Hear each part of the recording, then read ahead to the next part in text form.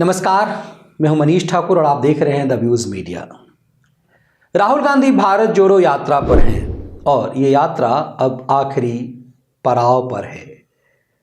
ऐसे में राहुल गांधी अपना चरित्र तपस्वी का बनाने लगे। वो कहने लगे कि हम तपस्वी हैं। राहुल गांधी तपस्वी यूं ही नहीं बने, इसके लिए उन्हें गढ़ा गया, उनकी दाढ़ी बढ़ाई गई, उन्हें दिखाने के लिए कोशिश की गई कि उन्हें ठंड नहीं लगती, इसीलिए वो तपस्वी हैं।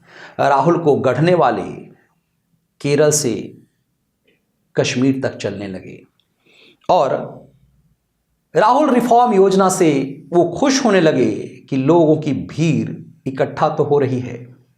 इस गुमान में कांग्रेस है कि पूरा विपक्ष उसके साथ आएगी, इसीलिए उन्होंने विपक्ष के नेताओं को निमंत्रण भी दिया है 30 जनवरी को कश्मीर आने का निमंत्रण।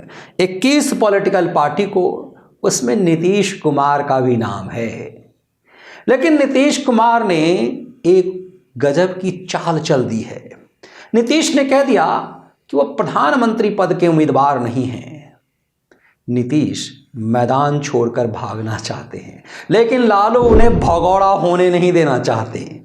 लालू प्रसाद यादव ने इसी हिसाब से तो नीतीश के साथ गठबंधन किया था कि नीतीश केंद्र की राजनीति करें और उनका बेटा बिहार का। लेकिन अब नीतीश कुंडली मारकर बिहार की मुख्यमंत्री के कुर्सी पर बैठने का मन बना लिए हैं। इसीलिए उन्होंने कहा था, जब ये सवाल किया गया कि दिल्ली कब जाएंगे, तेजस्वी को कुर्सी कब सौंपेंगे, तो उन्होंने सुना आपने क्या कह दिया था। सर, तेजस्वी जी को नेतृत्व करने को लेकर आपने सर कहा है सर 2025 में बिहार का नेतृत्व करेंगे। सर एकदम करेगा, समझ गए ना।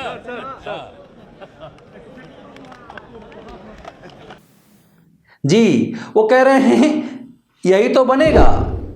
वो डिप्टी सीएम है बिहार का नीतीश बाबू। घर में भले ही आपका भतीजा हो, तू तराक की भाषा, ऐसा लग रहा है कि जैसे बाप की विरासत नीतीश सौंप रहे हों बिहार में तेजस्वी यादव को। ये दिखाता है कि बिहार की राजनीति कहाँ है। लेकिन तेजस्वी उस समय तो खुश हो गए, बाद में तेजस्वी के राजनीतिक धुरंधरों को लगा कि ये तो खेल कर रहे हैं नीतीश कुमार, तो बयान देने लगे शिवानंद तिवारी, जगदानंद सिंह, पार्टी के अध्यक्ष जगदा बाबू। इन सब ने कहा कि नीतीश को केंद्र की राजनीति करनी पड़ेगी, नीतीश को अब केंद्र की तरफ जाना पड़ेगा। शिवानंद तिवारी 2 कदम और आगे बढ़े। उन्होंने कहा कि कुर्सी तो छोड़नी पड़ेगी नीतीश कुमार को। अब नीतीश के लिए सवाल जवाब मुश्किल था, तो मैदान में उतार दिया गया जगदानंद सिंह के बेटे को। और जगदानंद सिंह के बेटे ने तो शिखंडी कह दिया, नक्कारा कह दिया, बेशर्म कह दिया, बेहाया कह दिया, क्या क्या नहीं कहा बिहार के मुख्यमंत्री को। कौन? बिहार आरजेडी के अध्यक्ष जगदानंद सिंह के बेटे सुधाकर सिंह ने।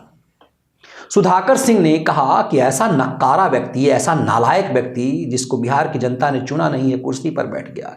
राजनीति में कुछ भी यूं ही नहीं होता। ये सब बात सुधाकर सिंह कह रहे हैं, तो जेडीयू की तरफ से उन पर प्रेशर पड़ा कि तेजस्वी यादव को उन पर सख्ती करनी चाहिए।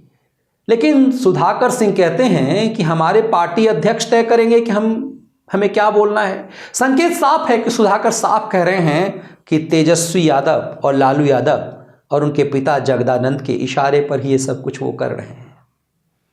ऐसे में नीतीश की बेबसी और लाचारगी क्या देखिए।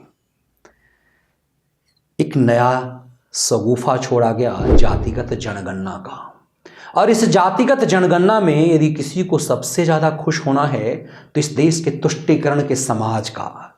क्योंकि हिंदू जितना टूटेगा, हिंदू जितना जातियों में बटेगा, तुष्टीकरण के समाज का उतना मौज होगा।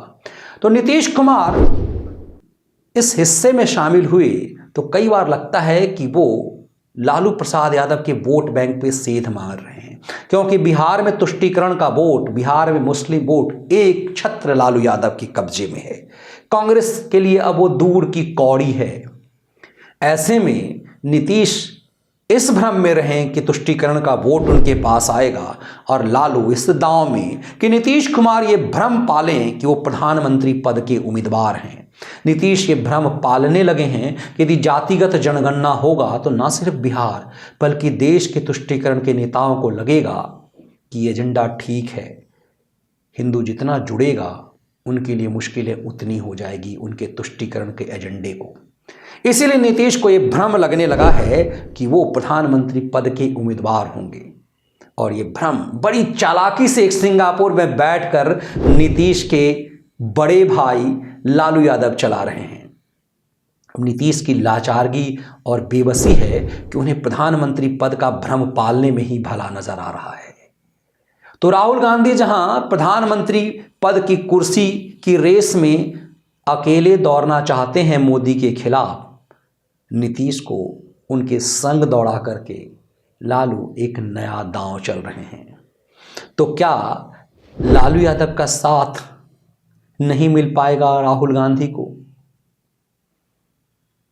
या फिर नीतीश को भ्रम में डाल करके इस रेस में दौड़ा करके लालू अपने बेटे की किस्मत तैयार कर रहे हैं। लालू जानते हैं कि उनके जीवन के समय बहुत कम हैं।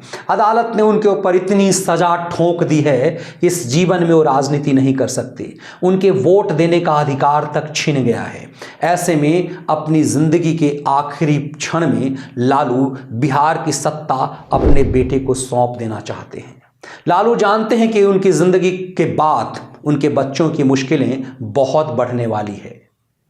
अदालती केस उनके कर्मों का, उनके कुकर्मों का की सजा उनके बच्चों को मिलनी है। सीबीआई और ईडी उन पर सख्त कार्रवाई कर रही है। ऐसे में लालू बहुत जल्दबाजी में हैं बिहार की सत्ता नीतीश के से लेकर बेटे को सौंपने के लिए, और इसके लिए ज़रूरी है कि नीतीश कुमार इस भ्रम में राहुल के पीछे दौड़ जाएं प्रधानमंत्री पद की कुर्सी के लिए।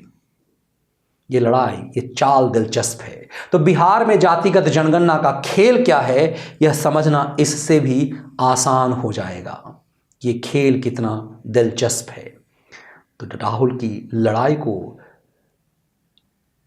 नीतीश के साथ मिलकर के लालू कितना मुश्किल बना रहे हैं, यह अपने आप में समझना दिलचस्प है। राजनीति में कुछ भी यूं ही नहीं होता। जातिगत जनगणना का शगुफा यूं ही नहीं छोड़ा गया उस राज्य में जहां विकास दूर की कौड़ी है।